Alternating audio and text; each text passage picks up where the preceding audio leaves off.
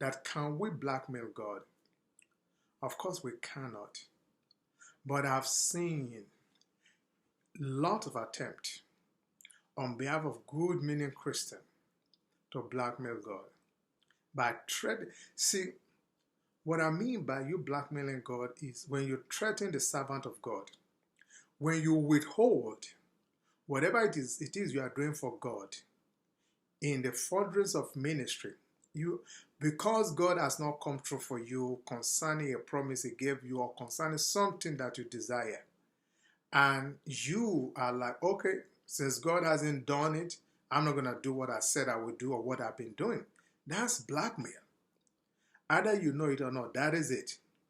When you are holding God to ransom until He fulfills your demand or your expectation, that's holding God to ransom, which is illegal. Because until you and I know that we are disposable and dispensable, we will always have an exaggerated opinion about ourselves.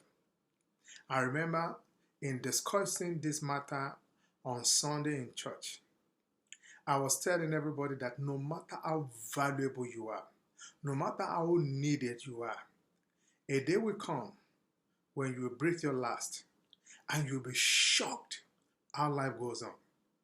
I was giving the example of a situation that happened 3 years ago. This pastor, he and his son, they were very close. This is a very loving man. And this man, I think maybe 6 or 7 a.m. in Nigeria, which happens to be about 1 a.m. here. He was still on the phone with family members in Nigeria at about 7 a.m. Nigerian time. Went to bed shortly after that. When his wife tried to wake him up at about 6 in the morning, because normally he would be up doing Bible study, and he didn't get up. That's when they realized, unfortunately, he died in his sleep. So by the time the message was relayed to people, to family members in Nigeria, they were in awe and shock. Like, how? 7 a.m. this morning, we were talking to this man, planning different things, and it's just 5 hours later and you are telling her he's gone? When one other person called from Nigeria to confirm, he has just been there for about 2 hours. I will never forget the statement his good son made. He didn't say my father.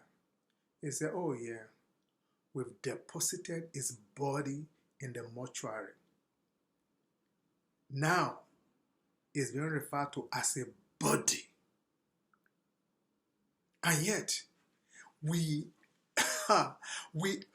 see, like T.D. Jakes said, you cannot catch your breath in the fastest moving car until you realize that your life is but a vapor.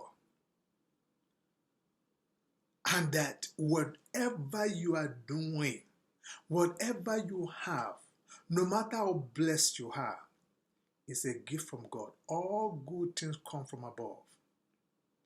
You are a scientist. You are a brilliant doctor. Did you decide to pick your brain, the type of ingenuity you have?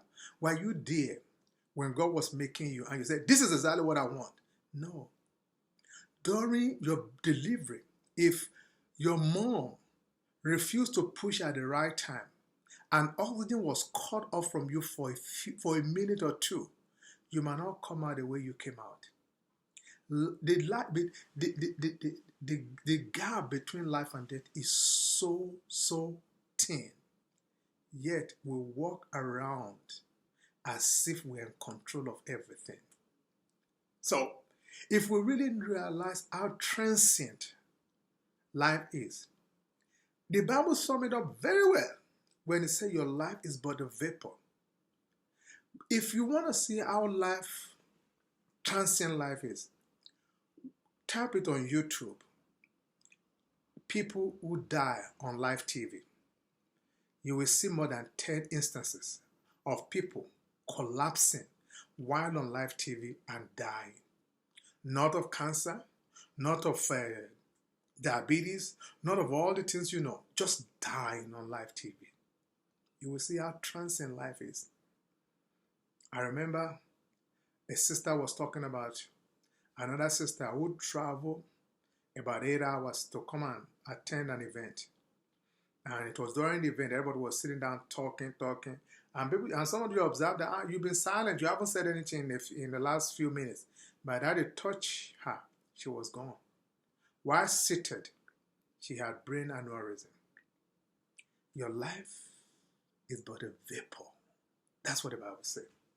So, until you come to that reality, you will think you're a big deal when it comes to God, but you are not.